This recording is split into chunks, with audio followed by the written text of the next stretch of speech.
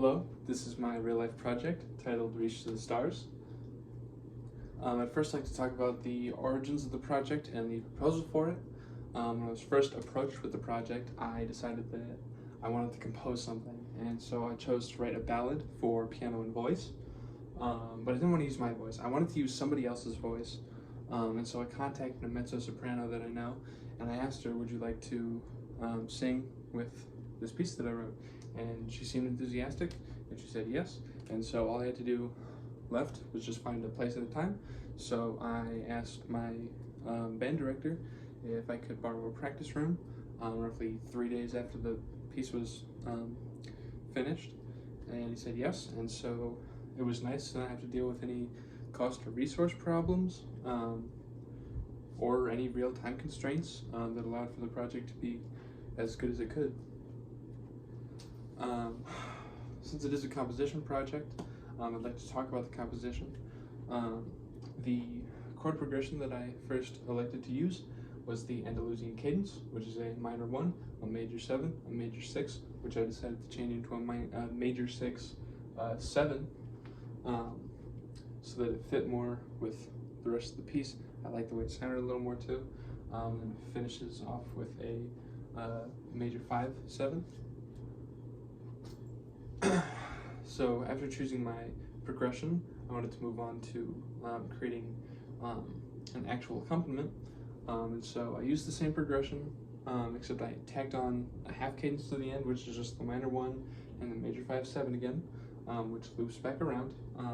The bass is just whole notes, and the right hand is just arpeggios connecting each whole note to the next, which I felt flowed really well, and it also created that more rising and falling aspect and that emotion that I was really looking for in this piece.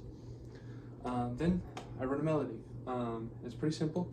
It's just da na na na na na na na. So that's really all that's to it. Then I used the period form to expand on it, and so the first and the third line are identical, but the second one is slightly altered, and the fourth one is altered a lot more.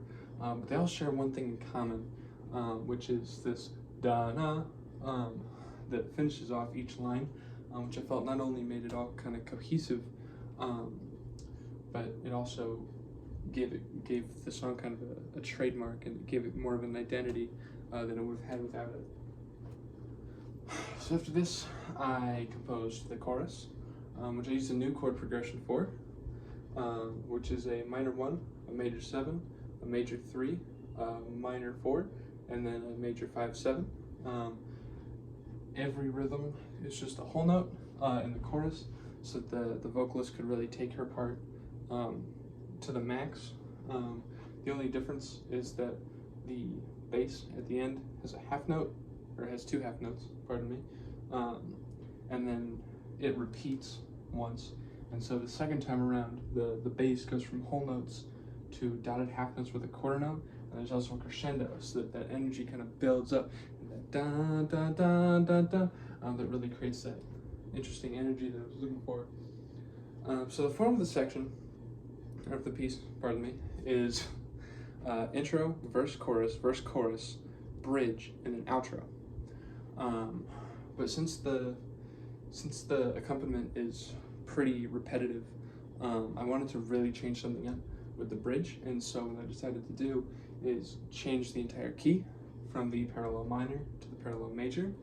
And so the only real difference in that for the bass is that the C becomes a C sharp, but then there are a couple changes for the right hand.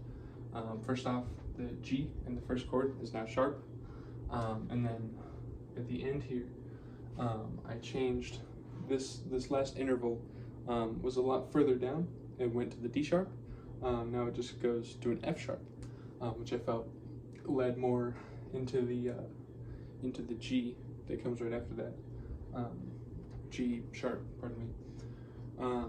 So yeah, this really created a separation from the initial piece, but the outro is back in minor, and so when it returns to the minor, it hits that much harder, as opposed to something that you've been kind of desensitized to as an audience member. The last thing I wrote were the lyrics. since I wrote the lyrics based on musical material instead of musical material based on a poem or lyrics, I had to find a way to make it fit. And so I wanted to use something that was kind of emotional and dark, like the song, that was also kind of relatable, so that it would make sense to a broader audience. But I didn't want something that was super personal, because I felt that might be a little awkward for my singer, and also just for the context of an academic project, it seemed kind of weird to put something super personal in. And so I elected to use imagery of war and the belief of ending war, which is a global context. This applies across all humanity in all of time, and so it's something that really could be felt by anyone. And that leads us to recording day. So the day of the recording, I met with my singer. We went to the practice room to work. We did a couple notes, we did a couple takes, and then we did some recordings, some full-length recordings to make everything work. But there were a couple changes that were made. First off, I gave her a lot of artistic liberties because I felt that she was talented enough to be trusted to do so, and also that's just a thing that a lot of singers really love to do, is to put their own little grace notes or their own little ornaments on their parts that just elevate it from just regurgitating a piece that was written and really putting their own mark and their own soul into a piece. And I really wanted that in there, and so I totally allowed for that to happen. And then we made a couple last minute changes. First off, the major section was originally just left to piano, but we decided to have some ums and some oohs over it, just to kind of keep the timbre in and to make it a little more interesting. And then we just changed one interval that went up originally, now went down, that was in the chorus. And that is what resulted in the following project.